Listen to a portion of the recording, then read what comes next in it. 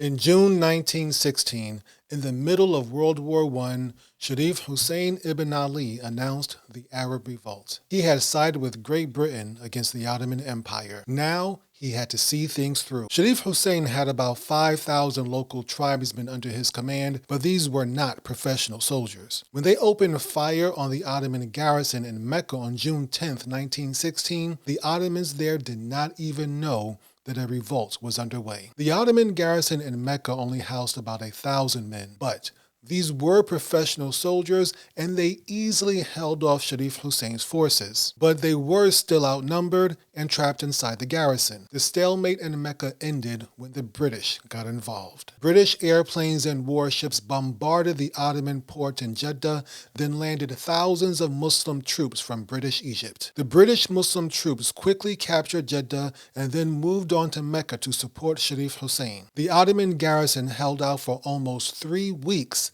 but could not defeat the combined British and Arab forces. British artillery tore through the garrison's outer walls, and the Ottoman troops had no choice but to surrender. Sherif Hussein's forces also attacked the Ottomans in Ta'if with similar results. The rebels were no match for the Ottomans and only prevailed when the British got involved. Ta'if fell in September 1916. The Arab Revolt did not fare so well in Medina. Jeddah and Ta'if are both relatively close to Sherif Hussein's base of power in Mecca. However, Medina is about 200 miles north of Mecca, and any sort of invasion requires significant logistical support. Medina was also connected by railroad to Syria, which allowed a steady stream of supplies and reinforcements to flow into the city. Finally, the Ottoman garrison in Medina was well defended and led by a capable general named Farhadin Pasha. So when Faisal Hussein attacked Medina in October 1916,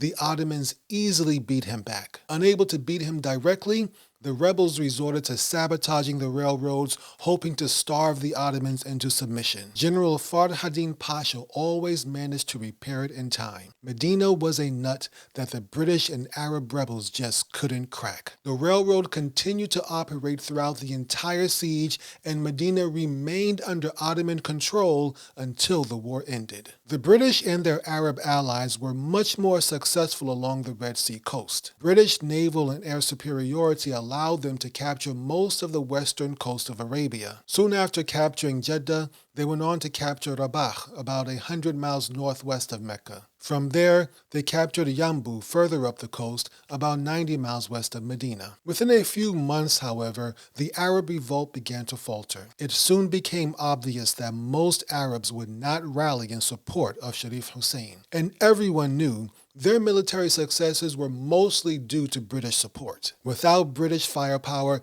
the Ottomans would have crushed the Arab Revolt within a week. Sherif Hussein's small force could never take on the Ottomans in open battle. Most of his troops were simple tribesmen who wanted the glory of fighting. And while no one could question their courage, they had no military discipline and could not stand against professionally trained soldiers. The Allies would have to commit thousands of troops to supporting Sherif Hussein's revolt, and this was something neither of them wanted. The Allies were reluctant to commit too many forces to the Middle East, as they felt Europe was the greater need. This situation was further complicated by Sherif Hussein's insistence on only using Muslim soldiers. This frustrated the British command structure and complicated their logistics, but they had no choice but to comply. So the British sent troops from Egypt and India, while the French sent troops from their North African colonies. Aziz al-Masri commanded the British Muslim forces in the Hijaz and witnessed firsthand how poorly the rebels performed in the field. Al-Masri suggested using Sherif Hussein's rebels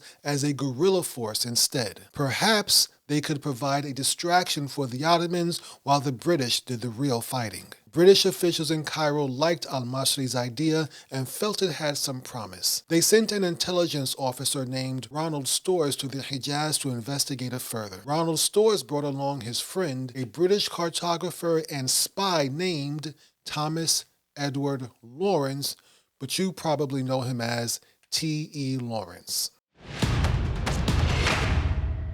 On December 7, 1916, David Lloyd George became the new Prime Minister of Great Britain. Unlike his predecessor, Lloyd George believed the Middle East was critical to winning the war. He was also an early believer in Zionism. Lloyd George had a deeply religious Christian upbringing. He developed a soft spot for Europe's oppressed Jews and believed Palestine was their divinely promised homeland. Before getting into politics, he had served as legal representative for Theodor Herzl, the founder of the Zionist movement. Lloyd George intended to take Jerusalem from the Ottoman Empire and fulfill the Zionist objective. He planned to create a semi-autonomous Jewish state under British protection. Lloyd George also had a deep hatred for the Turks. In his memoirs, he plainly stated his war goals: the liberation of the peoples who now lie beneath the murderous tyranny of the Turks, and the expulsion from Europe of the Ottoman Empire, which has proved itself so radically alien to Western civilization. Lloyd George not only wanted to defeat the Ottoman Empire, he wanted to dismantle it. After all, he was a classic British imperialist. He wanted Great Britain to have unfettered access to the Suez Canal and all the mineral resources of Arabia. Recent geological studies indicated that untold amounts of crude oil lay beneath the Arabian sands. And if nothing else, World War I had taught everyone just how important oil was. Lloyd George made the capture of Jerusalem a primary war aim. In addition to his religious reasons for capturing Palestine, he believed Palestine would help create a completely connected global British empire. In the West, Great Britain controlled Egypt and most of the East African coast down to South Africa. In the East, they had India, Malaysia, and Hong Kong. And even further east, they had Australia and New Zealand. Palestine was the missing piece Great Britain needed to connect the eastern half of the empire with the western half of the empire. In order to do this, Lloyd George needed both Jewish and Arab allies. He saw no conflict in supporting Zionists and Arab nationalists at the same time.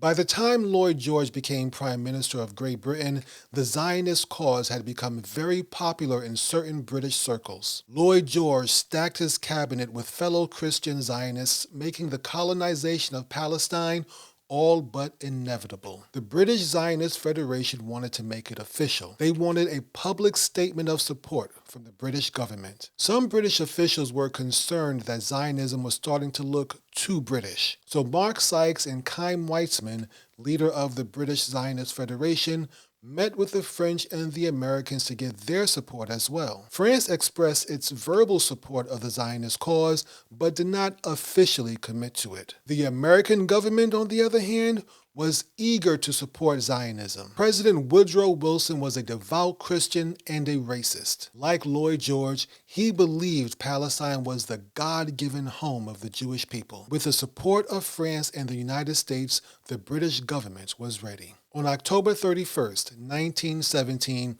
the British cabinet ordered Lord Arthur Balfour, British Secretary of State for Foreign Affairs, to publicly declare Britain's support for Zionism. Arthur Balfour released a carefully worded letter of support to Lord Lionel Walter Rothschild, a leading figure in the British Jewish community. Dear Lord Rothschild, I have the pleasure in conveying to you, on behalf of His Majesty's government, the following declaration of sympathy with Jewish Zionist aspirations which have been submitted to and approved by the Cabinet. His Majesty's government view with favor the establishment in Palestine of a national home for the Jewish people and will use their best endeavors to facilitate the achievement of this object, it being clearly understood that nothing shall be done which may prejudice the civil and religious rights of existing non-Jewish communities in Palestine or the rights and political status enjoyed by Jews in any other country. I should be grateful if you would bring this declaration to the knowledge of the Zionist Federation.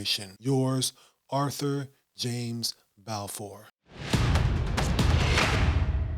Sherif Hussein, the man who started the Arab Revolt, vehemently opposed the Balfour Declaration. Ever since he first began negotiating with the British 2 years earlier, he had made it clear he expected to rule over Syria and Palestine. But it was too late now. Sherif Hussein had fallen for Britain's vague promises and had rebelled against the Ottomans. In doing so, he had taken Muslim lives in the holiest of cities. He could protest all he wanted, but there was nothing he could do to change the way things were. His son, however, Faisal ibn Hussein, was leading the forces of the Arab Revolt with T.E. Lawrence and was fully invested in a British victory. While the British were taking over Palestine, Vladimir Lenin and the Bolsheviks were taking over Russia. As they took control of the government, they found Russia's copy of the Sykes-Picot Agreement. In November 1917, the Bolsheviks released the details of the Sykes-Picot Agreement. They were more than happy to expose the Russian Empire's complicity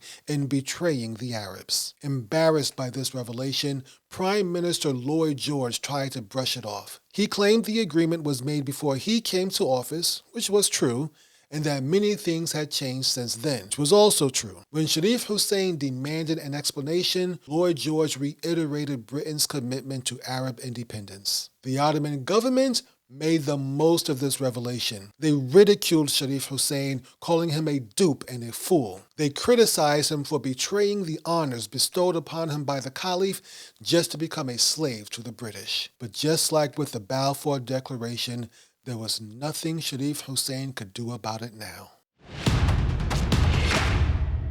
In February 1918, Great Britain began implementing the Balfour Declaration. A few months after the fall of Jerusalem, a Zionist delegation from London arrived in Cairo to begin preparing Palestine for Jewish colonization. Chaim Weizmann arrived in Cairo with the Zionist delegation. While in Cairo, he met with Prince Faisal Hussein. Right from the beginning, Chaim Weizmann and Prince Faisal became close friends. Prince Faisal accepted Jewish colonization of Palestine since he expected to get Syria and Damascus. In fact, Faisal told Chaim Weizmann that he did not even consider Palestinians to be true Arabs, therefore they were outside of his jurisdiction. He expects a great deal from collaboration with the Jews. He is contemptuous of the Palestinian Arabs, whom he doesn't even regard as Arabs. Sherif Hussein, however, was furious. He hated the idea of handing Jerusalem to the Jews. This was not what he signed up for when he rebelled against the Ottomans. Instead of a kingdom encompassing the Arabian Peninsula, all he could reasonably expect was the Hijaz, which was what he already had before he rebelled. Sherif Hussein demanded the British honor their commitments and blasted them for turning his sons against him. Needless to say, the British preferred to work with Prince Faisal. Faisal was on the ground, fighting the Ottomans and leading the Arab Revolt, while his father was angry and isolated in the Hijaz. Furthermore, Faisal was friends with T.E. Lawrence, who was becoming a global celebrity. The British left Sherif Hussein pouting in the Hijaz, which held no strategic importance for them anyway. They marginalized the old man, keeping him out of the loop, and managing the Arab Revolt through Prince Faisal and T.E. Lawrence. Now let's be clear. Prince Faisal knew about the Sykes-Picot Agreement. He knew it promised Syria to the French, but he was confident the British would reward his loyalty and sacrifice by giving it to him instead. Just like his father, Prince Faisal trusted the British, and just like his father, he would soon learn the bitter truth. In the next episode, everyone wins except the Muslims.